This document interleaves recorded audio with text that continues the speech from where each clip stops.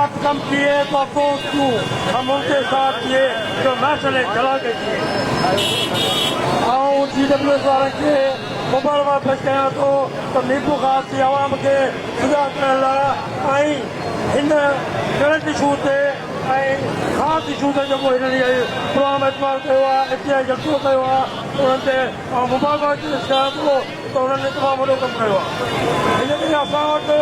अंग्रेज़नि ग़ुलामी करण लाइ सरकारी निज़ाम राज कया, खान साहब ऐं सर जा लख ॾिना, उहे माण्हुनि खे मारण लाइ ऐं माण्हुनि खे हुकूमत करण लाइ उहे अॼु ताईं क़ाइमु ई अॼु बि उत्तर साइड ते ऐं थोरे बलोचिस्तान में हज़ारे माण्हू उन्हनि सामतों ते रखियल आहिनि ऐं पंहिंजे माण्हुनि खे हू तइलीम खां ऐं ॿियनि कमनि खां रोकनि था कि सिंध जो वॾेरो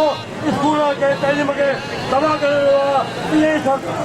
अहिड़ा पढ़ियल लिखियल अकमल साहब जहिड़ा लखे पढ़ियल लिखियल माण्हुनि खे कराए हिन सिंधी जे शऊर खे कयो आहे। असीं सम्झूं था कि ओतिरो तइलीम ऐं शऊर खे